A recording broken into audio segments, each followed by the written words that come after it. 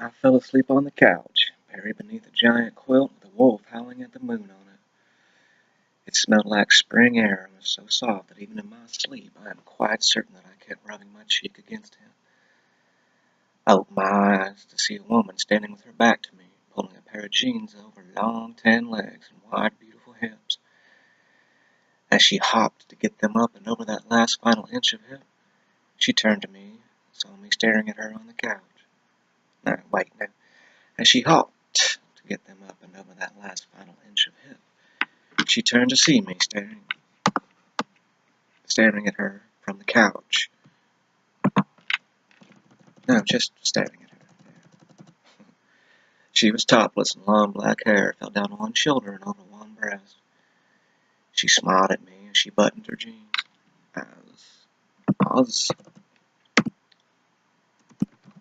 She buttoned her jeans. Good morning, White Spot. You want some coffee? This beautiful woman was not wearing any underwear beneath those jeans, I thought to myself as I nodded yes. I am staring at this woman's breast! My God, I would have taken a shit sandwich if she had offered it. Stay there. I'll bring you a cup. She turned and headed for the kitchen. I couldn't have gotten up if I wanted to. All I could do was sit and rub the sleep from my eyes, careful to keep the blanket over me. What seemed to be a never-ending hard-on was hidden beneath the blanket, and I didn't want her to see it. She handed me a blue coffee mug filled with coffee. My name is Terry. I smiled and took the cup. Are you one of the sirens? I asked in a very shaky voice, still recovering from seeing her put jeans on with no underwear. Yes, I am, she said, sitting next to me. She put her legs under her thighs and sipped from her cup.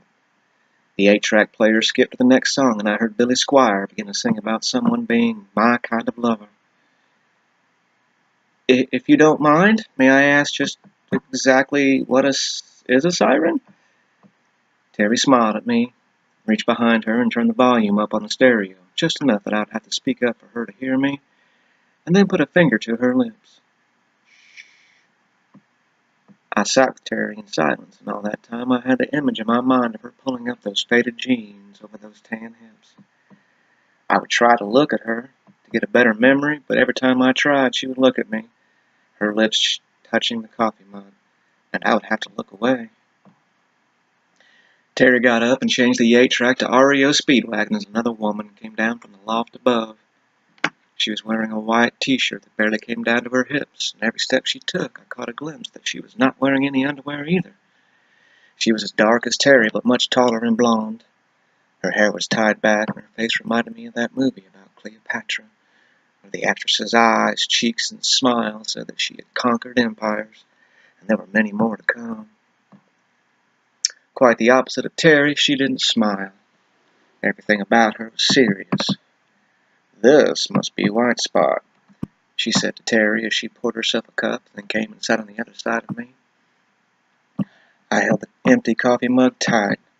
She kicked one leg onto my lap and let the other dangle to the floor, and picked up a book of poetry sitting on the coffee table. I could see right up her shirt, and I was staring at her. My God, I was staring at her. Good morning, White Spot. My name is Candace. She opened the book and read as she drank. Almost on cue, another woman walked down the steps and into the kitchen. She was the tallest woman I had ever seen. Bright, wavy red hair bounced like springs as she walked. She was wearing skin-tight black panties, and that was it. Long, muscular legs rippled all the way up to a tight, muscular butt, and my God, I thought, I am surrounded by beautiful, half-naked women.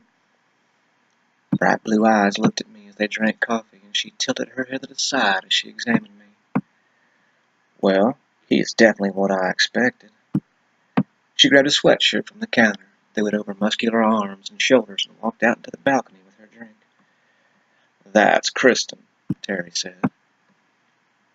Eventually the hard-on went away, and I was able to stand as the sirens went to get dressed and shower. I walked around in a daze with the vision of all three of them half-naked swimming around in my head. I was like a puppy that every time one of them walked by me, I would look up with a big, goofy smile on my face in anticipation of them acknowledging my existence. Terry walked downstairs from the shower and threw me a towel. Your turn, dirty boy. Shampoo and everything is in the shower. Get to it. I'm going out and buying you some new clothes, and then we're going to burn the ones you were wearing. My God, they stink. I need to go back.